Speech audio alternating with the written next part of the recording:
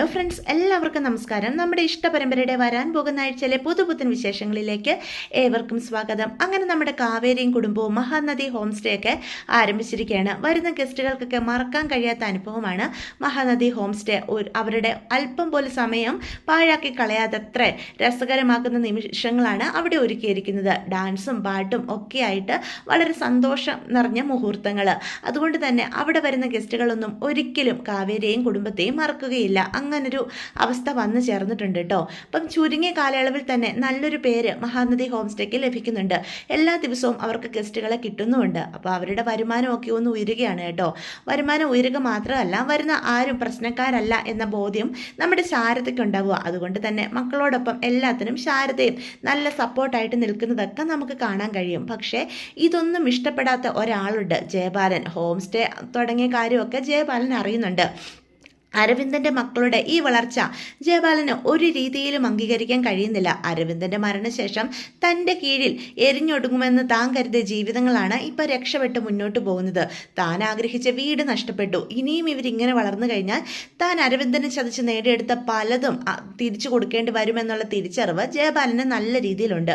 അതുകൊണ്ട് തന്നെ എങ്ങനെയെങ്കിലും ഈ ഹോം സ്റ്റേ അവസാനിപ്പിക്കണം. അതിനു വേണ്ടിയിട്ട് അയാൾ രാജേശ്വരിയെ കൂട്ടുപിടിക്കാൻ തീരുമാനിക്കുകയാണ് കേട്ടോ. അതിനു വേണ്ടിയിട്ട് രാത്രി വന്ന് അവരാരും കാണാതെ അവിടുത്തെ മേളങ്ങളും ഒക്കെ ഫോട്ടോ എടുത്തുകൊണ്ട് പോവുകയാണ്. എന്നിട്ട് രാജേശ്വരിയുടെ അടുത്തേക്കാണ് നേരെ ചെല്ലുന്നത്. നമ്മുടെ കാവേരി ടീക്കപ്പ് റിസോർട്ടിൽ ജോലി ചെയ്യുന്നുണ്ടല്ലോ. അപ്പോൾ അവിടെ ചെന്ന് രാജേശ്വരിയെ കാണുക. എന്നിട്ട് ചോദിക്കും, രാജി, ഞാൻ നിൻ്റെ ആങ്ങളെയാ, നിനക്ക് നിൻ്റെ മുന്നിൽ നടക്കുന്ന ചതി നീ അറിയുന്നുണ്ടോ എന്ന് ചോദിക്കുക. അത് കേൾക്കുന്ന രാജേശ്വരി ചോദിക്കും, ജയപാലേട്ടൻ എന്താ ഈ പറയുന്നേ? എന്നെ ആര് ചതിച്ചെന്നാ? ആ കാവേരിക്ക് നീ ജോലി കൊടുത്തു, അത് നിൻ്റെ കരുണ. അച്ഛൻ മരിച്ചു പോയ പെൺകുട്ടികളെ എങ്ങനെയെങ്കിലും ജീവിച്ചോട്ടെ എന്ന് കരുതിയല്ലേ നീ അവൾക്ക് ജോലി കൊടുത്തത്. പക്ഷേ നിന്നെ ചതിച്ചുകൊണ്ട് ഇവിടെ വരുന്ന ഗസ്റ്റുകളെയൊക്കെ അവളുടെ ഹോം സ്റ്റേയിലേക്ക് കൊണ്ടുപോകുന്ന കാര്യമല്ല നീ അറിയുന്നുണ്ടോ രാജി എന്ന് ചോദിക്കുക. അവളല്ലേ റിസപ്ഷനിൽ ഇരിക്കുന്നത്. ഇവിടെ വരുന്ന ഗസ്റ്റുകൾ ആരൊക്കെയാ എന്തൊക്കെയാ എന്ന് വല്ലതും നിശ്ചയം നിനക്കുണ്ടോ എന്നൊക്കെ ചോദിക്കുകയാണ് കേട്ടോ. ഇത് കേൾക്കുമ്പോൾ രാജേശ്വരിക്ക് സംശയം വരിക. നിങ്ങൾ എന്താണെന്ന് വെച്ചാൽ തെളിച്ചു പറയേണ്ട ജയപാലേട്ട എന്ന് പറയണം. ദേ, ഞാൻ ഒരു തെളിവില്ലാതെ എന്തെങ്കിലും വന്ന് നിന്റെ മുന്നിൽ പറയോ, നീ ഇത് നോക്ക് എന്ന് പറഞ്ഞ് അയാളെടുത്ത വീഡിയോകളും ഫോട്ടോകളും ഒക്കെ എടുത്ത് രാജേശ്വരി കാണിക്കുക. ഇത് മഹാനദി ഹോം സ്റ്റേ. ആ അരവിന്ദൻ്റെ മക്കളില്ലേ, അവരെല്ലാവരും കൂടി ചേർന്ന് അവരുടെ വീട് ഇപ്പോൾ ഒരു ഹോം സ്റ്റേ ആക്കിയിരിക്കുക. അത് പിന്നെ അത്യാവശ്യം സൗകര്യമുള്ള മോഡേൺ രീതിയിൽ പണിതിരിക്കുന്ന വീടാണല്ലോ. അതുകൊണ്ട് ആൾക്കാരൊക്കെ അങ്ങോട്ടേക്ക് ഒഴുകുക. അതുമാത്രമല്ല, ഡാൻസും പാട്ടും ഒക്കെ ഉണ്ട് ഗസ്റ്റുകൾക്കായിട്ട് സ്പെഷ്യലായിട്ട് അവിടെ എന്ന് പറയണേ കേട്ടോ. അപ്പോൾ ഇതൊക്കെ അറിയുന്ന രാജേശ്വരിക്ക് ചോദിക്കും, അല്ല അവർ ഹോം സ്റ്റേ തുടങ്ങിയതിന് ഇപ്പം ഞാൻ എന്ത് ചെയ്യാനാ? ഇവിടെ അതുമാത്രമല്ല, ഹോം സ്റ്റേ ഒരുപാടെണ്ണം ഉണ്ടല്ലോ എന്ന് ചോദിക്കുക. എൻ്റെ രാജി, നീ ഇങ്ങനൊരു വിഡ്ഢിയായി പോയല്ലോ എന്ന് പറയണം. ദേ, നിനക്ക് ഇവിടെ വരുന്ന ഗസ്റ്റുകളെയൊക്കെ പിടിച്ചുകൊണ്ടാണ് അവൾ അവിടെ പോകുന്നത്, അവളുടെ വീട്ടിലേക്ക്. അങ്ങനെയാണ് ഗസ്റ്റുകളെ കിട്ടുന്നത്. അല്ലാതെ എങ്ങനെയാണ് അവർക്ക് ഗസ്റ്റുകളൊക്കെ അങ്ങോട്ടേക്ക് ഇങ്ങനെ ഒഴുകി എത്തുന്നത് എന്ന് ചോദിക്കുകയാണ്. അത് കേൾക്കുമ്പം രാജേശ്വരിക്ക് വിശ്വസിക്കാൻ കഴിയുന്നില്ല. ജയപാലേട്ടൻ പറയുന്നത് സത്യമാണോ? അവൾ ഇവിടെ വരുന്ന ഗസ്റ്റുകളെയൊക്കെയാണോ പിടിച്ചുകൊണ്ട് പോകുന്നത് എന്ന് ചോദിക്കുക. അതെ, ഇവിടെ CCTV ഉണ്ടല്ലോ, നീ അതൊക്കെ എടുത്തൊന്ന് പരിശോധിച്ച് നോക്ക്. നിന്റെ മുന്നിൽ അരങ്ങേറുന്ന ചതി നിനക്ക് ബോധ്യപ്പെടും. നിന്റെ ഈ റിസോർട്ടിൽ വരുന്ന ഗസ്റ്റുകളെയൊക്കെ അവളുടെ വീട്ടിലേക്ക് വഴിതിരിച്ചു വിടുകയാണ് ചെയ്യുന്നത്. ഇപ്പം നിനക്ക് ഗസ്റ്റുകളുടെ എണ്ണം കുറഞ്ഞിട്ടുണ്ടെങ്കിൽ അതിന് കാരണം കാവേരി മാത്രമാണ്. നിന്നെ കൊത്തുന്ന വിഷസർപ്പം അവള്. പാല് കൊടുത്ത കൈക്ക് തന്നെയാണ് അവൾ കൊത്തിയിരിക്കുന്നത്. അത് മനസ്സിലാകാതെ രാജി, നീ ഇനിയും ഒരു വിഡ്ഢിവേഷം കെട്ടരുത്. അവളെ ഇന്ന് തന്നെ ഇവിടുന്ന് ഇറക്കിയേക്കണം, ഇല്ലെങ്കിൽ നിനക്ക് ഇനിയും നഷ്ടങ്ങൾ വരും എന്ന് പറയണം കേട്ടോ. അത് കേൾക്കുമ്പം രാജേശ്വരിക്ക് കാവേരിയോട് നല്ല ദേഷ്യം വരികയാണ്. തൻ്റെ കൂടെ നിന്നിട്ട് തന്നെ ചതിച്ചുകൊണ്ടാണ് അവൾ ഇപ്പോൾ ഹോം സ്റ്റേ ആരംഭിച്ചിരിക്കുന്നത്. അതൊരു രീതിയിലും അംഗീകരിക്കാൻ രാജേശ്വരിക്ക് സാധിക്കുന്നില്ല. അതുകൊണ്ട് തന്നെ CCTV ദൃശ്യങ്ങളൊക്കെ എടുത്ത് രാജേശ്വരി നോക്കുമ്പോൾ ഗസ്റ്റ് വരുന്നതും തിരിച്ചു പോകുന്നതും ഒക്കെ ശ്രദ്ധയപ്പെടുന്നുണ്ട്. അതുകൊണ്ട് തന്നെ അത് കാവേരിയുടെ വീട്ടിലേക്ക് പോകുന്നതാണെന്നും കാവേരി തനിക്ക് വരുന്ന ഗസ്റ്റുകളെയെല്ലാം അവളുടെ വീട്ടിലേക്ക് അയക്കുകയാണെന്നും രാജേശ്വരി ചിന്തിക്കുകയാണ് കേട്ടോ. പക്ഷെ നമ്മുടെ കാവേരി ഇതിൽ നിരപരാധിയാണ്. പിറ്റേ ദിവസം ജോലിക്ക് വരുന്ന കാവേരിയോട് രാജേശ്വരിയെ കണ്ടിട്ട് ജോലിക്ക് കയറിയാൽ മതി എന്ന് പറഞ്ഞെന്ന് ആസിഫ് അറിയിക്കുക. അതിന് പ്രകാരം രാജേശ്വരിയെ കാണാനായിട്ട് നമ്മുടെ കാവേരി ചെല്ലുകയാണ്. അവിടെ ചെന്ന് കഴിയുമ്പം കാവേരിയോട് രാജേശ്വരി വളരെ ദേഷ്യത്തിൽ തന്നെയാണ് സംസാരിക്കുന്നത്. നിന്നേക്ക് ഇവിടെ ഒരു ജോലി തന്നത് അരവിന്ദേട്ടനോട് എനിക്കുള്ള സ്നേഹം കൊണ്ട് തന്നെയാണ്. നിന്റെ സ്വഭാവം ഒരിക്കലും എനിക്ക് ഇഷ്ടപ്പെടാത്ത ഒന്നാ, അഹങ്കാരം പിടിച്ച സ്വഭാവം. പക്ഷെ നീ പാല് തന്ന കൈക്ക് തന്നെ കൊത്തുവെന്ന് ഞാൻ വിചാരിച്ചില്ല. അരവിന്ദേട്ടൻ്റെ ഒരു നന്മയും നിന്നിലൊന്നും ഇല്ലല്ലോടി എന്ന് ചോദിക്കുകയാണ്. മേഡം എന്തൊക്കെയായി പറയുന്നത്? എനിക്ക് മനസ്സിലാകുന്നില്ല എന്ന് പറയാം. ഓ, ഒന്നും അറിയാത്തൊരു പച്ച പാവം. നീ ഇവിടെ ജോലി ചെയ്തുകൊണ്ട് ഇവിടെ വരുന്ന ഗസ്റ്റുകളെയെല്ലാം നിന്റെ ഹോം സ്റ്റേ വളർത്താനായിട്ട് വീട്ടിലേക്ക് കൊണ്ടുപോകുന്ന കാര്യമൊന്നും അറിയാതിരിക്കുന്നു നീ കരുതിയോ എന്ന് ചോദിക്കും. അത് കേൾക്കുമ്പം കാവേരി പറയും, മേഡം ഞാൻ അങ്ങനെയൊന്നും ചെയ്തിട്ടില്ല, ഇവിടെ വരുന്ന ഒരു ഗസ്റ്റുകളെയും ഞാൻ എൻ്റെ വീട്ടിലേക്ക് കൊണ്ടുപോയിട്ടുമില്ല എന്ന് പറയാണ്. പിന്നെ ഇവിടെ വരുന്ന ഗസ്റ്റുകളൊക്കെ തിരിച്ചു പോകുന്നതും അവർ നിൻ്റെ വീട്ടിലിരിക്കുന്നതും ഞാൻ കണ്ട് ബോധ്യപ്പെട്ട കാര്യം എന്ന് പറയും. മേഡം അങ്ങനെയല്ല മേഡം എന്ന് പറയണ. നീ ഇനി ഒന്നും പറയണ്ട, എൻ്റെ കൂടെ നിന്ന് ചതിച്ചിട്ട് ഇനി ഒരു നിമിഷം പോലും നിന്നെ ഈ റിസോർട്ട് ഞാൻ വെച്ചു പുയർത്തില്ല, ഈ നിമിഷം ഇറങ്ങിക്കോണം എന്ന് പറയണം. ഇതുവരെ നീ ചെയ്തു തന്ന സേവനങ്ങൾക്കുള്ള കൂലി മേടിച്ചിട്ട് പോയാൽ മതി എന്നും പറഞ്ഞ് പൈസ അവളുടെ മുഖത്തേക്ക് വലിച്ചെറിയുകയാണ് കേട്ടോ. കാവേരിക്ക് ഇതിൽ പരം ഒരു അപമാനം ഉണ്ടാകുന്നില്ല. റിസോർട്ട് ജോലി ചെയ്തുകൊണ്ട് ഇവിടെ ഇതിന് ദോഷം വരുന്ന രീതിയിൽ ഈ നിമിഷം വരെ ഞാൻ പ്രവർത്തിച്ചിട്ടില്ല. പിന്നെ എൻ്റെ വീട്ടിലേക്ക് ഗസ്റ്റുകൾ വന്നിട്ടുണ്ടെങ്കിൽ ഇവിടുന്ന് പൈസ കൂടുതലെന്നും കരുതി മടങ്ങിപ്പോയവർ മാത്രമാണ് വന്നിട്ടുള്ളത്, അല്ലാതെ ഇവിടെ വരുന്നവരെ ബാർഗെയിൻ ചെയ്ത് എൻ്റെ വീട്ടിലേക്കൊന്നും ഞാൻ അയച്ചിട്ടില്ല എന്നും പറയണം കേട്ടോ. നിന്ന് പ്രസംഗിക്കാതെ ഇറങ്ങിപ്പോക്കണം. നീയോ നിൻ്റെ വീട്ടുകാരോ എൻ്റെ മുന്നിൽ പോലും ഇനി വന്ന് പെട്ടേക്കരുത്. എന്നെ ചതിച്ചിട്ട് നീ എങ്ങനെ ഹോം സ്റ്റേ നടത്തുന്നത് എനിക്കൊന്ന് കാണണോടി എന്ന് നമ്മുടെ കാവേരിയെ വെല്ലുവിളിക്കുകയാണ് കേട്ടോ. ന്യായത്തിൻ്റെ പക്ഷത്തെ ഞാൻ ഇന്ന് വരെ നിന്നിട്ടുള്ളൂ മേഡം, ന്യായമായിട്ട് ജീവിച്ചിട്ടുള്ളൂ. മറ്റുള്ളവരെ ചതിച്ചും വഞ്ചിച്ചും ജീവിക്കേണ്ട കാര്യമൊന്നും അരവിന്ദൻ്റെ മക്കൾക്കില്ല. മേഡം എന്താണെന്ന് വെച്ചാൽ ചെയ്തോ, അതിനെ എങ്ങനെ എതിർക്കണമെന്ന് എനിക്കും അറിയാം എന്നും പറഞ്ഞ് കാവേരി അവിടുന്ന് തോറ്റു കൊടുക്കാതെ പറഞ്ഞിട്ടങ്ങ് പോവാണ് കേട്ടോ. ഇതേ സമയം ഇതൊക്കെ കണ്ടുകൊണ്ട് നിന്ന നിവിന് ഒരുപാട് സങ്കടം വരിക. ഒരു വിധത്തിൽ അമ്മയുടെ ഗുഡ് ബുക്കിൽ കയറി വരികയായിരുന്നു നമ്മുടെ കാവേരി. അപ്പോഴാണ് ഇങ്ങനെയൊക്കെ സംഭവിച്ചിരിക്കുന്നത്. അപ്പോൾ കാവേരിയുടെ സങ്കടം നിറഞ്ഞ അവസ്ഥ കാണുമ്പോൾ നിവിൻ പറയും, ഞാൻ അമ്മയോടൊന്ന് സംസാരിക്കാം. വേണ്ട നിവിൻ, ഇനി മേഡം എന്നെ വന്ന് വിളിച്ചാൽ പോലും ഈ റിസോർട്ട് ഞാൻ ഇനി ജോലി ചെയ്യില്ല. അത്രയ്ക്കും ആത്മാഭിമാനമില്ലാത്തവളല്ല അരവിന്ദൻ്റെ മകള് കാവേരി. ഞാൻ അന്തസ്സായിട്ട് തന്നെയാണ് ഇവിടെ ജോലി ചെയ്തത്, ഒരു കൃത്രിമവും ഇവിടെ ഞാൻ ചെയ്തിട്ടുമില്ല. എന്നിട്ടും മേഡം എന്നെ ഇങ്ങനെയൊക്കെ പറഞ്ഞിട്ടുണ്ടെങ്കിൽ അതിന് കാരണക്കാരൻ ആരാന്നും എനിക്ക് നന്നായിട്ട് അറിയാം. ഇനി എന്തൊക്കെ പറഞ്ഞാലും ഇവിടെ ഞാൻ ജോലി ചെയ്യത്തില്ല എന്ന് പറയണം. അത് കേൾക്കുമ്പോൾ നിവിൻ ചോദിക്കും, കാവേരി എന്താ ഉദ്ദേശിക്കുന്നത്? എനിക്ക് മനസ്സിലാകുന്നുണ്ട് ഇതിനൊക്കെ പിന്നിൽ ആ ജയപാലങ്കളാ. അയാൾ ശരിക്കും ചതിയൻ തന്നെയാണ്. എൻ്റെ അച്ഛനെ ചതിച്ച് തന്നെയാണ് അയാൾ ജീവിച്ചതെന്ന് എനിക്ക് ഓരോ നിമിഷം ബോധ്യപ്പെടുന്നുണ്ട്. എൻ്റെ അച്ഛൻ എന്താ സംഭവിച്ചതെന്ന് അയാൾക്കറിയാം. അതൊക്കെ മനസ്സിലാക്കണമെങ്കിൽ ഞാൻ ഒരു സ്ഥലത്ത് പോകണം. കാവേരി എന്താ ഉദ്ദേശിക്കുന്നത്? ജയപാലങ്ങൾ അത്രയ്ക്ക് ദുഷ്ടനൊന്നും അല്ല എന്ന് പറയണം. നിവിൻ്റെ അമ്മാവനല്ലേ, നിവിൻ അങ്ങനെയേ തോന്നുള്ളൂ. എൻ്റെ അച്ഛനോട് അയാൾ എന്തൊക്കെയോ നീതികേട് കാണിച്ചിട്ടുണ്ട്. ഇപ്പം തന്നെ രാജേശ്വരി ആൻറ്റിയുടെ ഈ കാര്യങ്ങളെല്ലാം വിളിച്ചു പറഞ്ഞതും ഇങ്ങനെ തെറ്റിദ്ധാരണ ഉണ്ടാക്കിയതും ഒക്കെ അയാളാണ്. അതുകൊണ്ട് തന്നെ അയാൾക്ക് എന്തൊക്കെയോ ലക്ഷ്യങ്ങളുണ്ട്. എൻ്റെ അച്ഛൻ്റെ മരണത്തിൻ്റെ സത്യാവസ്ഥ അറിയണമെങ്കിൽ ഞാനൊരു സ്ഥലത്ത് പോകണം. എവിടെ പോകാൻ? ഏഴിലങ്കാവ്. എൻ്റെ അച്ഛൻ എന്നെ ഒരിക്കൽ കൊണ്ടുപോയിട്ടുണ്ട്. അവിടെ ചെന്ന് മനസ്സൊരുക്കി പ്രാർത്ഥിച്ചാൽ നമ്മുടെ ഏത് ചോദ്യങ്ങൾക്കുള്ള ഉത്തരവും നമുക്ക് ലഭിക്കുമെന്നാണ് അച്ഛൻ പറഞ്ഞിരിക്കുന്നത് എന്ന് പറയാൻ കേട്ടോ. അപ്പോൾ കാവേരിയോട് നിവിൻ പറയും, നീ തനിച്ച് അവിടെ ഒന്നും പോകണ്ട, ഞാനും കൂടി വരാം എന്ന് പറയാം. വേണ്ട നിവിനെ, ഇതിനിപ്പം രാജേശ്വരി മേഡം അറിഞ്ഞു കഴിഞ്ഞാൽ അത് കൂടുതൽ പ്രശ്നമാവുകയുള്ളൂ. എൻ്റെ കൂടെ നിന്നെ കണ്ടു കഴിഞ്ഞാൽ നിനക്കും കൂടി സമാധാനം ഇല്ലാതെ വരും. വേണ്ട കാവേരി, അങ്ങോട്ടൊന്നും നീ തനിച്ചു പോകണ്ട, അതിവിടുന്ന് ദൂരെയല്ലേ, ഞാനും കൂടെ വരാം എന്ന് പറഞ്ഞ് നിർബന്ധിച്ച് കാവേരിയെ കൊണ്ട് നമ്മുടെ നിവിൻ പോവാണ് കേട്ടോ. രണ്ടുപേരും കൂടി ഒരുമിച്ച് ഏഴിലം കാവിൽ ചെന്ന് കാവേരി മനസ്സുരുക്കി പ്രാർത്ഥിക്കുകയാണ്. തൻ്റെ അച്ഛൻ്റെ മരണത്തിൻ്റെ സത്യാവസ്ഥ എന്താണെന്നും അച്ഛൻ്റെ സാമ്പത്തിക സ്ഥിതികളൊക്കെ എനിക്ക് കാണിച്ചു തരണമെന്നും ആരാണ് ഞങ്ങളെ ചതിക്കുന്നത് എന്നുള്ള സത്യം മനസ്സിലാക്കി തരണം എന്നൊക്കെയുള്ള കാര്യം മനസ്സുരുക്കി പ്രാർത്ഥിക്കുക. അവിടുന്ന് അവർ രണ്ടുപേരും കൂടി ഒരുമിച്ച് തിരിച്ചിറങ്ങുകയാണ്. അപ്പം നിവിൻ ചോദിക്കുന്നുണ്ട് കാവേരിയോട്, കാവേരി ആരെങ്കിലും പ്രണയിച്ചിട്ടുണ്ടോ എന്ന് ചോദിക്കും കേട്ടോ. അപ്പോൾ നിവിൻ്റെ റൂട്ട് എങ്ങോട്ടൊക്കെയാണ് എന്ന് മനസ്സിലാക്കുന്ന കാവേരി പറയും, ഉണ്ടല്ലോ, എനിക്ക് കോളേജിൽ വെച്ചേ ഒരു അഫെയർ ഉണ്ട്, ഞങ്ങൾ തമ്മിൽ റിലേഷൻഷിപ്പിലായിട്ട് ഇപ്പോൾ 3-4 വർഷമായി എന്ന് നിവിനെ ചുമ്മാ പറ്റിക്കാനായിട്ട് പറയുവേ. ഇത് കേൾക്കുന്ന നിവിന് സങ്കടം വരും. കാവേരി പറയുന്നത് സത്യമാണോ? പക്ഷേ കാവേരിക്കൊരു റിലേഷൻഷിപ്പ് ഉണ്ടെന്നൊന്നും ഞാൻ ഒരിക്കലും കരുതിയില്ല എന്ന് വിഷമത്തോടെ പറയും. ഒരു ദിവസം വരട്ടെ, ഞാൻ നിവിനെ പരിചയപ്പെടുത്തി തരാം എന്നൊക്കെ പറയാൻ കേട്ടോ.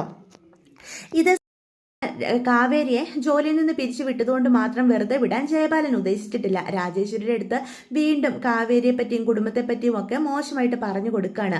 ആ ഹോം സ്റ്റേ അവിടെ നിൽക്കുന്നിടത്തോളം കാലം നിനക്ക് ഇങ്ങോട്ടുള്ള ഗസ്റ്റുകളുടെ വരവ് കുറയും. കാരണം നിന്റെ റിസോർട്ടിനടുത്ത് തന്നെയല്ലേ അവരുടെ ഹോം സ്റ്റേയും. അവർക്ക് എന്നും ഗസ്റ്റുകൾ ഇപ്പോൾ വരുന്നുണ്ട്. എൻ്റെ രാജേശ്വരി, അത് നിന്നെ ചതിച്ചല്ലേ അവർ നേടിയെടുത്തത്, അത് നീ പൂട്ടിപ്പിക്കണം. നിന്നെ ചതിച്ചിട്ട് അങ്ങനെ ഒരുത്തിയെ വളർത്താൻ നീ അനുവദിക്കരുത് എന്നൊക്കെ പറയണം കേട്ടോ. ഇത് കേൾക്കുമ്പോൾ രാജേശ്വരി ചോദിക്കുന്നുണ്ട്, ജയപാലേട്ടൻ എന്താ ഉദ്ദേശിക്കുന്നത്? വേണ്ട കാര്യങ്ങളൊക്കെ ഞാൻ ചെയ്തോളാം, നീ ഒന്ന് കണ്ണടച്ച് വിട്ടാൽ മതി എന്ന് പറയണ. എന്നെ ചതിച്ച് അവൾ കെട്ടിപ്പൊക്കിയതല്ലേ ആ ഹോം സ്റ്റേ, അതവിടെ ഇല്ലാതാക്കേണ്ടത് എൻ്റെ ആവശ്യം കൂടിയാണ്. ഈ കാര്യത്തിന് ഞാൻ എന്തായാലും ജയപാലേട്ടൻ്റെ കൂടെ തന്നെ നിൽക്കും എന്ന് രാജേശ്വരി ഉറപ്പ് കൊടുക്കുകയാണ്. അങ്ങനെ ആങ്ങളെയും പെങ്ങളും കൂടി നമ്മുടെ മഹാനദി ഹോം സ്റ്റേ പൂട്ടിപ്പിക്കാൻ തന്നെ തീരുമാനിക്കുകയാണ് കേട്ടോ. അതിന് വേണ്ടിയിട്ട് അവർ കുറച്ച് വാടക കുണ്ടുകളെ ഇറക്കുകയാണ്. ആ വാടക കുണ്ടുകളെ അവർ ഹോം സ്റ്റേയിലേക്ക് ഗസ്റ്റുകളായിട്ട് അയക്കുക. പക്ഷേ ആ രേഖകളെല്ലാം കറക്റ്റ് ആയതുകൊണ്ടും അവർ പുറമെ കാണുമ്പം ശല്യമായിട്ട് തോന്നാത്തത് കൊണ്ടും നമ്മുടെ കാവേരിയും കുടുംബവും അവർക്കവിടെ താമസിക്കാൻ സൗകര്യം ഒരുക്കി കൊടുക്കുക. അവർക്കറിയില്ല ഇവരുടെ യഥാർത്ഥ സ്വഭാവവും ലക്ഷ്യവും എന്താണെന്ന്. എന്നാൽ രാത്രി ആയതോടുകൂടി അവരുടെ മട്ടും ഭാവവും ഒക്കെ മാറുകയാണ്. കള്ളു കുടിക്കുകയും ബഹളം വെക്കുകയും കാവേരിയും കുടുംബത്തെയും ഒക്കെ ഉപദ്രവിക്കാൻ ശ്രമിക്കുകയും ഒക്കെ ചെയ്യാണ് കേട്ടോ. അപ്പോൾ ഇതിൽ നിന്നൊക്കെ പ്രതിരോധിക്കാൻ കാവേരിക്ക് ഒറ്റയ്ക്ക് സാധിക്കുന്നില്ല. വളരെ പേടിച്ച് വരച്ച് നിൽക്കുകയാണ് യമുനയും ഗംഗയും നിളയൊക്കെ. ശാരദയാണെങ്കിൽ കാവേരി വഴക്കു പറയുന്നുണ്ട്, നിന്നോട് ഇതും കൊണ്ടൊക്കെ ഞാൻ പറഞ്ഞത് ഇവിടെ ഹോം സ്റ്റേ ആരംഭിക്കരുതെന്ന്. കണ്ടില്ലേ എവിടുന്നോ കയറി വന്ന ചെറുക്കന്മാരെ കള്ളും കുടിച്ച് ഇവിടെ ബഹളം വെക്കുന്നത്. ഇങ്ങനെ പ്രശ്നം വന്നാൽ നമ്മളൊക്കെ ചോദിക്കാൻ പോലും ആരുമില്ലെന്ന് നിനക്ക് അറിയത്തില്ലേ എന്ന് കാവേരിയോട് പറയാം. അമ്മേ ഒന്ന് സമാധാനപ്പെടാൻ, നമുക്ക് എന്തെങ്കിലും ചെയ്യാം എന്ന് പറയണം കേട്ടോ. കാവേരി അവരോട് ശക്തമായി തന്നെ പ്രതിരോധിച്ച് നിൽക്കുന്നുണ്ട്. ഒരു വിധത്തില് കാവേരി ഫോൺ വിളിച്ച് വിനീതിനെയും കാര്യങ്ങൾ ഇതിനിടയ്ക്ക് അറിയിക്കുന്നുണ്ട്. അപ്പൊ വിനീതും നിവിനെയും കൂട്ടിക്കൊണ്ടാണ് വരുന്നത്. അങ്ങനെ അവർ രണ്ടുപേരും കൂടി ആ ഗുണ്ടകളെയൊക്കെ അടിച്ചൊതുക്കി കാവേരിയും കുടുംബത്തെയും രക്ഷപ്പെടുത്തുകയാണ്. ഇതോടുകൂടി ശാരദ പറയും, ഇനി ഹോം സ്റ്റേ എന്ന് പറഞ്ഞ് ഒരാള് ഈ വീടിന്റെ പടി കയറിയാൽ ഞാൻ സമ്മതിക്കില്ല. നമ്മൾ പെൺകുട്ടികൾ മാത്രമുള്ള വീടാ ഇവിടെ. നമുക്ക് എന്തെങ്കിലും വന്നാൽ ചോദിക്കാനും പോലും ആരുമില്ല. ഇന്ന് നിങ്ങളെ ആരെങ്കിലും ഉപദ്രവിച്ചെങ്കിൽ തന്നെ ഞാൻ ആരോട് പോയി പരാതി പറയും? ഈ വിനീത് വന്നതുകൊണ്ട് നമ്മൾ രക്ഷപ്പെട്ടു, ഇല്ലെങ്കിൽ എന്താകുമായിരുന്നു അവസ്ഥ? ഇന്നത്തോടു കൂടി എല്ലാം മടക്കി മാറ്റി വെച്ചോണം എന്ന് പറയണേ കേട്ടോ. അപ്പോൾ ഇതോടുകൂടി ഗംഗയ്ക്കും യമുനയ്ക്കും ഒക്കെ പേടിയാവുക. അപ്പോൾ കാവേരി പറയും, ഇങ്ങനൊരു സാഹചര്യം നമുക്ക് വന്നെന്ന് കരുതി നമ്മൾ എന്തിനമ്മ ഒളിച്ചോടുന്നത്? ഇത് മനഃപൂർവ്വം ചെയ്തതാന്ന് എനിക്ക് നല്ല സംശയമുണ്ട്. ദേ നീ ആരെയാ സംശയിക്കുന്നത്? എനിക്കറിയാം ഇതിൻ്റെയൊക്കെ പിന്നിൽ ആരാണെന്ന്. ദേ കാവേരി, എല്ലാത്തിനും നീ ജയബാലേട്ടനെ സംശയിക്കുന്ന രീതി ഉണ്ടല്ലോ, അത് മാറ്റിക്കോ. ഇപ്പോഴും നീ പറഞ്ഞു വരുന്നത് ജയബാലേട്ടനെ ഇതിൻ്റെയൊക്കെ പിന്നിൽ നിന്നല്ലേ? നമ്മളെ സഹായിക്കാൻ മാത്രമേ ആ മനുഷ്യൻ ശ്രമിച്ചിട്ടുള്ളൂ. അച്ഛനുണ്ടായിരുന്ന കാലത്ത് എന്തുമാത്രം സഹായങ്ങൾ നമുക്ക് ചെയ്തു തന്നിട്ടുള്ളതാ. എന്നിട്ട് നിലമറന്ന് എണ്ണം തേക്കുന്ന പരിപാടി നീ ചെയ്യരുത് കേട്ടോ എന്ന് പറയണം. ഇന്നത്തോടുകൂടെ നിന്റെ ഈ ഹോം സ്റ്റേ അവസാനിപ്പിച്ചേക്കണം എന്ന് പറഞ്ഞ് ദേഷ്യപ്പെട്ടുകൊണ്ട് ശാരദ അകത്തേക്ക് പോവാം. അപ്പം ഗംഗയും യമുനയും പറയും, നമുക്ക് വേണ്ട കാവേരി, നമുക്ക് ഹോം സ്റ്റേ തുടരണ്ട. കാരണം ഇനിയും ഇങ്ങനൊരു സാഹചര്യം വന്നാൽ നമുക്ക് എതിർത്ത് നിൽക്കാൻ പറ്റില്ലെന്ന് ഇന്നത്തോടു കൂടി ബോധ്യപ്പെട്ടില്ലേ? ആൺതുണയില്ലാത്ത വീടാ, ആണുങ്ങളൊന്നും ഇല്ലാതെ ഹോം സ്റ്റേ ഒക്കെ തുടങ്ങുന്നത് ഒട്ടും സേഫ് അല്ല എന്ന് ബോധ്യപ്പെട്ടില്ലേ എന്ന് ഗംഗ ചോദിക്കുക. ചേച്ചി, അമ്മ പറയുന്നതനുസരിച്ച് ചേച്ചിയും ഇങ്ങനെ ചിന്തിക്കാൻ തുടങ്ങിയ എന്താ ചെയ്യുക എന്ന് പറയാം. അപ്പം യമുനയും പറയും, വേണ്ട, നമുക്ക് ഇതുമായിട്ട് മുന്നോട്ട് പോകണ്ട. ഇനിയും ഇങ്ങനെ എന്തെങ്കിലും വന്നാൽ നമ്മൾ എന്ത് ചെയ്യുമെന്ന് പറയാണ് കേട്ടോ. അപ്പം എല്ലാവരും ഇതിനോടൊരു മടുപ്പ് തോന്നിയപ്പം കാവേരിക്ക് എന്ത് ചെയ്യണമെന്ന് അറിയാതെ നിൽക്കുക. അപ്പം വിനീത് പറയും, സാരമില്ല കാവേരി, ഇവരെ എല്ലാവരും എതിർത്ത് നിനക്ക് ഒറ്റയ്ക്ക് ഇത് മുന്നോട്ട് കൊണ്ടുപോകാൻ പറ്റില്ലല്ലോ. എല്ലാവർക്കും കൂടി വേണ്ടിയല്ലേ നീ ഇതൊക്കെ ചെയ്തത്. എന്നിട്ട് അവർക്കത് വേണ്ട എന്നാണെങ്കിൽ പിന്നെ നീ മാത്രം എന്തിനാ അതിന് പിന്നാലെ നടക്കുന്നത് എന്ന് ചോദിക്കാം. അപ്പോൾ കാവേരിക്ക് ഒരുപാട് സങ്കടം തോന്നും. അപ്പോൾ കാവേരി പറയും, ഇതിൻ്റെയൊക്കെ പിന്നിൽ ആരാണെന്ന് എനിക്ക് വ്യക്തമായിട്ട് അറിയാം. ഞാൻ അയാളോട് ഉടനെ തന്നെ ഇതിനൊക്കെയുള്ള മറുപടി കൊടുക്കുന്നുണ്ട് എന്ന് പറയണം കേട്ടോ. അപ്പം നിവിൻ കൂടെ നിൽക്കുന്നുള്ളത് കൊണ്ട് തന്നെ വിനീത് കൂടുതലായിട്ട് ഒന്നും പറയുന്നില്ല. വിനീത് അവിടെ നിന്ന് അങ്ങോട്ട് പോവുകയാണേ. അങ്ങനെ എല്ലാം കൊണ്ടും ആകെ തകർന്നു നിൽക്കുന്ന അവസ്ഥയിൽ എന്ത് ചെയ്യണമെന്നറിയാതെ നമ്മുടെ കാവേരി നിൽക്കുകയാണ് കേട്ടോ.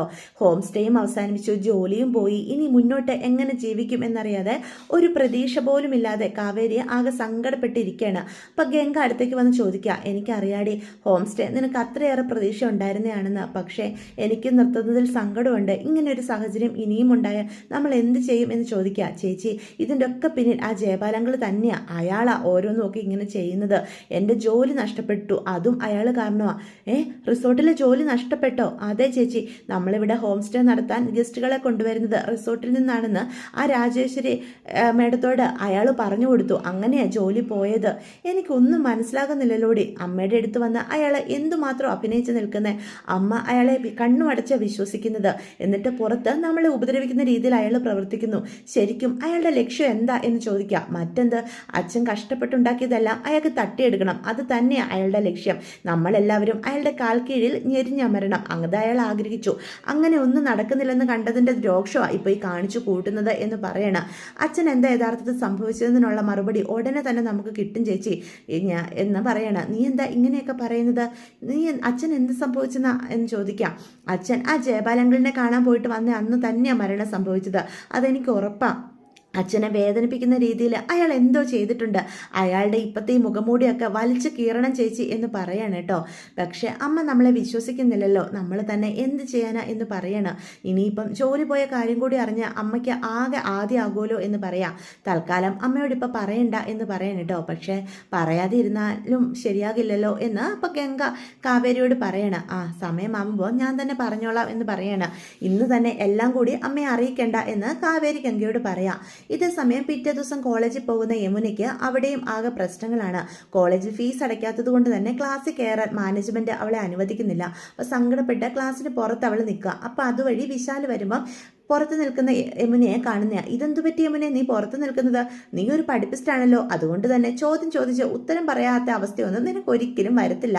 എന്താ കാര്യം എന്ന് പറയാം. അത് പിന്നെ വിശാൽ, കോളേജിലെ ഈ സെമിസ്റ്ററിൽ ഫീസ് അടച്ചിട്ടുണ്ടായിരുന്നില്ല, അതുകൊണ്ടാണ് ഞാൻ പുറത്തു നിന്നത്. ക്ലാസ്സിൽ കയറേണ്ടെന്ന മാനേജ്മെന്റിന്റെ തീരുമാനം. അയ്യോ, ഇതെന്താ നീ എന്നോട് നേരത്തെ പറയാതിരുന്നത്? ഇപ്പോൾ എൻ്റെ കയ്യിൽ ഇത്രയും വലിയൊരു തുക അടയ്ക്കാനുമില്ല. ഞാൻ എന്തായാലും അച്ഛനോട് പറയാം, അച്ഛൻ നിന്നെ സഹായിക്കും എന്ന് പറയണേ. അതൊന്നും വേണ്ട, ഞാൻ വീട്ടിൽ പോയിക്കോളാം, വീട്ടിൽ എന്തെങ്കിലും വഴി തെളിയും എന്ന് പറയണേ. ഇപ്പോഴത്തെ സാഹചര്യത്തിൽ വീട്ടിൽ കാശ് വല്ലതും ഉണ്ടോ എന്ന് അപ്പം വിശാൽ ചോദിക്കുകയാണ് കേട്ടോ. വിശാലിൻ്റെ ഒരു കുത്തൽ നിറഞ്ഞ രീതിയിലുള്ള ചോദ്യം പക്ഷേ യമുനയ്ക്ക് മനസ്സിലാകുന്നില്ല. യമുനയോട് വിശാൽ കാണിക്കുന്ന സ്നേഹമായിട്ട് യമുന അതിനെ തെറ്റിദ്ധരിക്കുകയാണ്.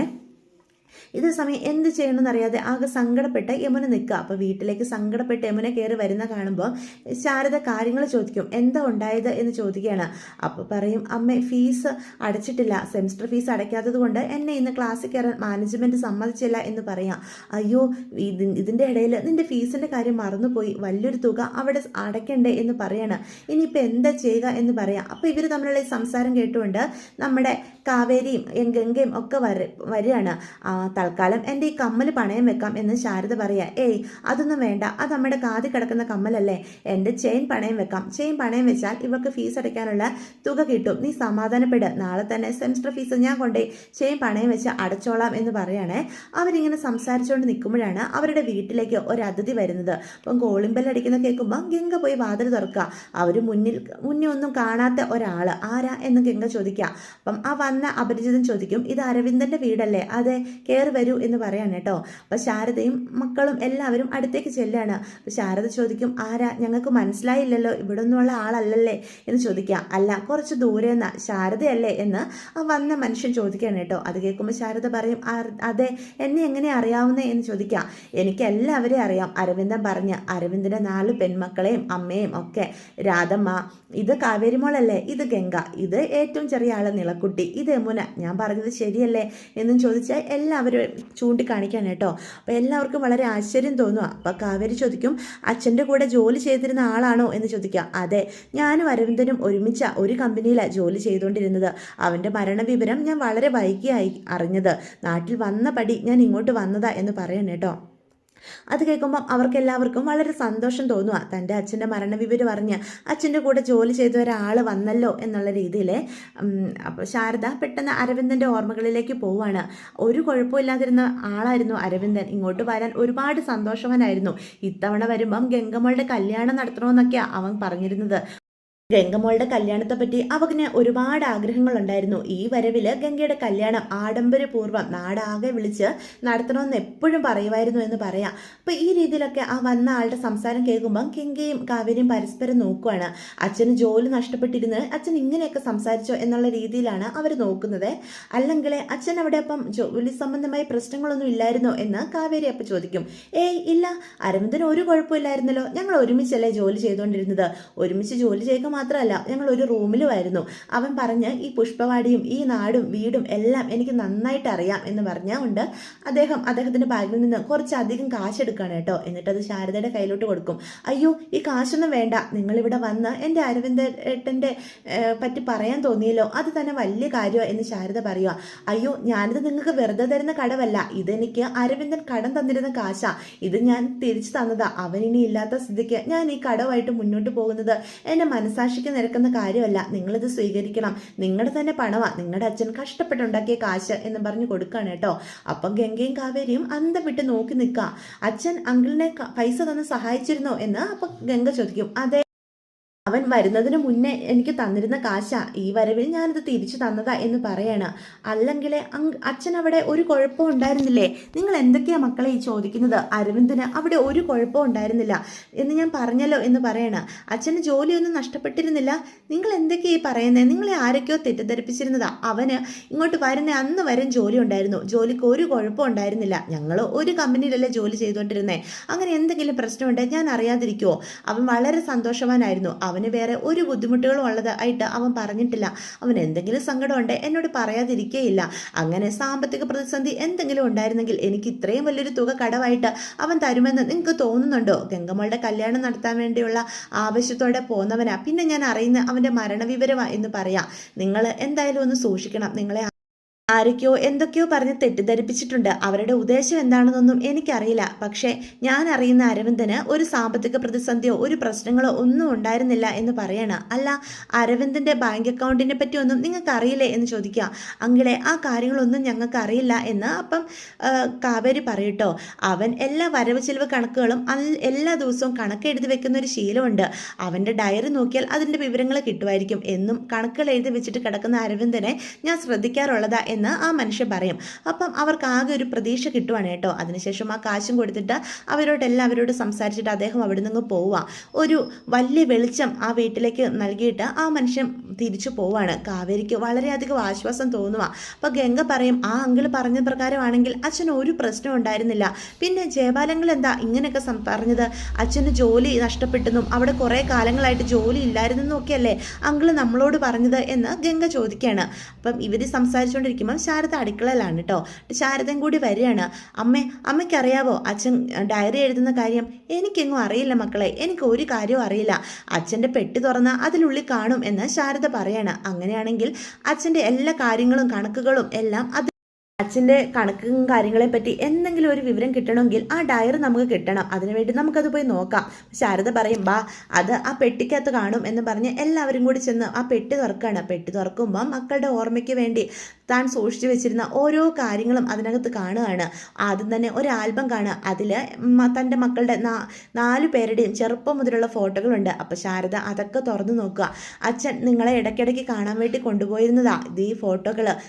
ഇത് ഗംഗമോള് ആദ്യമായിട്ട് ഇട്ട ഉടുപ്പാ എന്നും പറഞ്ഞ് കാണിച്ചു കൊടുക്കുകയാണ്. ഇത് കാവേരിയുടെയാ എന്നും പറഞ്ഞൊരു കളിപ്പാട്ടം കാണിക്കും. നീളക്കുട്ടിയുടെയാ എന്നും പറഞ്ഞ് ഒരു ഉടുപ്പ് കാണിക്കും. അങ്ങനെ ഓരോരുത്തരുടെ ഓർമ്മയ്ക്കായിട്ട് അരവിന്ദൻ്റെ പെട്ടിയിൽ ഓരോരോ സാധനങ്ങളുണ്ട് കേട്ടോ. അപ്പം അച്ഛൻ എന്തുമാത്രം തങ്ങളെ സ്നേഹിച്ചിരുന്നു, എന്തുമാത്രം തങ്ങളെ മിസ് ചെയ്തിരുന്നു എന്നൊക്കെ ആ മക്കൾക്ക് ബോധ്യപ്പെടുകയാണ്. അപ്പം അവർ അച്ഛൻ്റെ ഓർമ്മകളിലേക്ക് പോവുക. അപ്പം കാവേരി അതെല്ലാം അരിച്ചു പറക്കി നോക്കുക. പെട്ടെന്നാണ് ഒരു ഡയറി കിട്ടുന്നത്. ചേച്ചി ഇത് നോക്കിക്കേ എന്ന് പറയാം. അപ്പം ഗംഗ അത് മേടിച്ചു നോക്കുക. ശരിയാണല്ലോ, ആ അങ്കിൾ പറഞ്ഞപ്പോൾ ശരിയാ, ഇതിൽ കണക്കോ കാര്യങ്ങളോ എന്തൊക്കെയോ എഴുതി വെച്ചിരിക്കുന്നത് എന്നും പറഞ്ഞ് ഗംഗ അത് കാവേരി കാണിച്ചു കൊടുക്കുക തുറന്ന്. അപ്പോൾ ശാരദ പെട്ടെന്ന് വിഷമം വന്നിട്ട് പുറത്തേക്ക് ഇറങ്ങി പോയായിരുന്നേ. ഇത് നോക്കിക്കേ, ഇതിലെല്ലാ കണക്കും കാര്യങ്ങളും എഴുതി വെച്ചിട്ടുണ്ട് എന്ന് പറയണം. അച്ഛൻ ഓരോ തവണയും ജയപാലങ്ങളുടെ കൈക്ക് അയച്ചു കൊടുത്തിരുന്ന കാശിൻ്റെ വിവരങ്ങൾ, അതുപോലെ രണ്ടാമത് അയച്ചു കൊടുത്തിട്ടുണ്ടെങ്കിൽ ആ തുക, അങ്ങനെ ഓരോ മാസം എത്ര രൂപ അച്ഛൻ ജയപാലങ്ങളുടെ അക്കൗണ്ടിലേക്ക് അയച്ചിട്ടുണ്ടെന്നും എല്ലാ കാര്യങ്ങളും ഇതിൽ കൃത്യമായിട്ട് എഴുതി വെച്ചിട്ടുണ്ട്. തോട്ടം മേടിക്കാൻ കാശ് കൊടുത്ത തുകയടക്കം എന്ന് പറഞ്ഞിട്ടുണ്ട്. ചേച്ചി, അങ്ങനെയാണെങ്കിൽ നമ്മളെ ചതിച്ചിരിക്കുന്നത് ആരാണെന്ന് ഇപ്പോഴെങ്കിലും ചേച്ചി ബോധ്യപ്പെട്ടോ എന്ന് കാവേരി ചോദിക്കുക. അത് കേൾക്കുമ്പം ഗംഗ പറയും, ബോധ്യപ്പെട്ടിട്ടേ, ആ ജയബാലൻ, അയാളെ ഇനി അങ്കിളെന്ന് പോലും വിളിക്കേണ്ട കാര്യമില്ല. ആ ദുഷ്ടനാ നമ്മുടെ അച്ഛനെ ചതിച്ചത്. ചേച്ചിക്ക് ഇപ്പം മനസ്സിലാകുന്നുണ്ടോ? അച്ഛനും ജയബാലൻ്റെ ചതി തിരിച്ചറിഞ്ഞിട്ടുണ്ടാവണം. അന്ന് അങ്കിളിനെ കാണാൻ പോയിട്ട് വന്ന അന്നല്ലേ അച്ഛൻ അറ്റാക്ക് വന്നത്. അതിനർത്ഥം അങ്കിളിൻ്റെ ചതി തിരിച്ചറിഞ്ഞ അച്ഛന് അത് സഹിക്കാൻ കഴിയാതെ നമ്മുടെ അച്ഛൻ ഹൃദയം പൊട്ടി മരിച്ചത്. നമ്മളെക്കാളേറെ സ്നേഹിച്ച കൂട്ടുകാരൻ്റെ ഭാഗത്തു നിന്നുണ്ടായ ആ ചതി നമ്മുടെ അച്ഛന് താങ്ങാൻ പറ്റാതെ പോയി ചേച്ചി എന്നും പറഞ്ഞ് കാവേരി കരയാണ് കേട്ടോ. ഇതെങ്ങനെ വിട്ടാൽ പറ്റില്ല, അയാളോട് ഇത് ചോദിക്കണം. നമ്മളെ വിഡ്ഢികളാക്കി അയാൾ നമ്മുടെ അച്ഛൻ കഷ്ടപ്പെട്ടുണ്ടാക്കിയ കാശ് മുഴുവനും തട്ടിയെടുത്ത് ജീവിക്കുമല്ലേ. നമ്മൾ സത്യാവസ്ഥ അറിഞ്ഞെന്ന് അയാളെ മനസ്സിലാക്കി കൊടുക്കണം എന്ന് പറയാം. അത് കേൾക്കുമ്പോഴത്തേക്കും ഗംഗ പറയും, നമ്മുടെ കയ്യിൽ വേറെ ഒരു തെളിവുകളുമില്ല. ഈ പോലീസോ നിയമവും ഒക്കെ അയാളുടെ കയ്യിലാണ്. ബാങ്കിൽ വെച്ച് നമുക്കുണ്ടായ അനുഭവം നിനക്ക് ഓർമ്മയില്ലേ? അയാൾ ബാങ്കുകാരെയും പറഞ്ഞു തിരിച്ചതാണെന്ന് ഇപ്പോൾ എനിക്ക് തോന്നുന്നുണ്ട് എന്ന് കാവേരി പറയാം. അതിലെന്താ സംശയം? നമ്മളെ പൂർണ്ണമായിട്ടും അടിച്ചിറക്കി ഈ വീട് കൂടി നേടിയെടുക്കാനായിരുന്നേക്കണം അയാളുടെ ലക്ഷ്യം എന്ന് പറയാണ്. പക്ഷെ നീ ഇപ്പോൾ പോയി ചോദിക്കാൻ നിൽക്കണ്ട.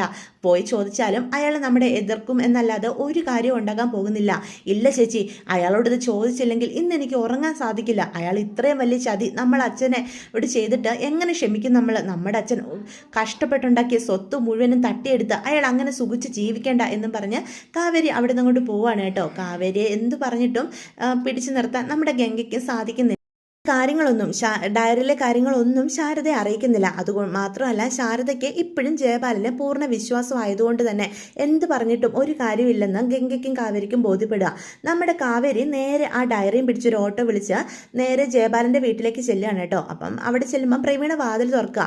ആരിത്, കാവേരി മോളോ എന്ന് ചോദിക്കുക. ജയപാലങ്ങളില്ലേ ആൻറ്റി എന്ന് ഇച്ചിരി ദേഷ്യത്തോടു കൂടി ചോദിക്കുക. എന്ത് പറ്റും മോളെ, ഇവിടെ ഉണ്ടല്ലോ എന്ന് പറയാണ്. അപ്പം ജയപാലൻ ഇറങ്ങി വരിക. ആ കാവേരി മോളോ, രാജ എന്നെ വിളിച്ചായിരുന്നു. മോള് ചെയ്തതും ശരിയായില്ല. നിങ്ങളൊരു ഹോം സ്റ്റേ ഒക്കെ തുടങ്ങി അവളുടെ കൂടെ ജോലി ചെയ്തുകൊണ്ടിരുന്ന അവിടെ വരുന്ന ഗസ്റ്റുകളെയൊക്കെ മോള് അങ്ങോട്ടേക്ക് കൊണ്ടുപോകാമെന്ന് വെച്ചാൽ അത് അവളോട് ചെയ്ത ചതിയല്ലേ?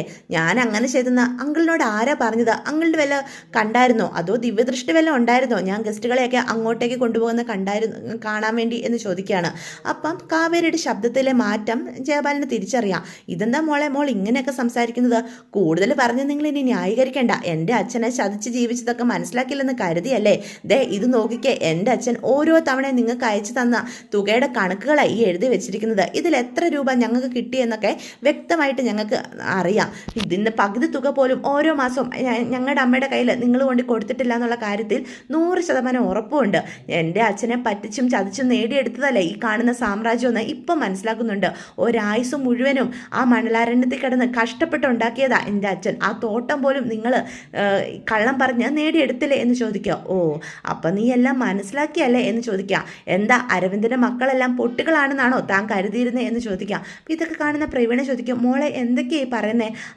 ആൻറ്റിയോട് എനിക്ക് ബഹുമാനമുണ്ട്, പക്ഷേ ഇയാളൊരു ചതിയനാ. ഞങ്ങളുടെ അച്ഛൻ്റെ മരണത്തിന് പോലും കാരണക്കാരൻ ഇയാളോട് ഞാൻ ഇനി ഒരിക്കലും ക്ഷമിക്കില്ല. അത് കേൾക്കുന്ന ജയപാലൻ പറയും, എൻ്റെ വീട്ടിൽ കയറി വന്ന് അനാവശ്യം പറയാൻ ആയോടി എന്നും ചോദിച്ചാൽ കാവേരി തല്ലാൻ തുടങ്ങും. അപ്പം കാവേരി ആ കൈ പിടിക്കും. എന്നിട്ട് പറയും, തല്ലലും തലോടലും ഒക്കെ തൻ്റെ മക്കളെ ചെയ്തോണം. എൻ്റെ നേർക്ക് കൈ ഉയർത്തിയാൽ ആ കൈ ഞാൻ വെട്ടും എന്ന് കാവേരി പറയാം.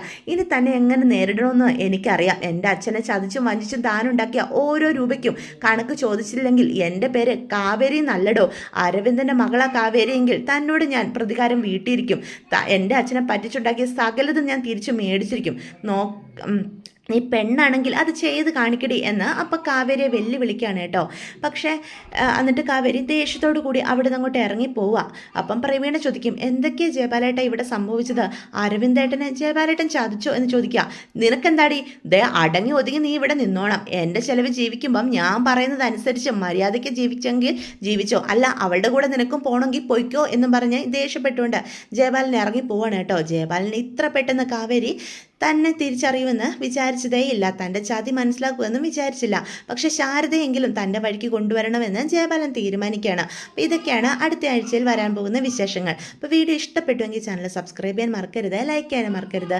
നിങ്ങളുടെ അഭിപ്രായങ്ങൾ കമൻസ് വഴി എന്നെ അറിയിക്കാനും മറക്കരുത്. അപ്പോൾ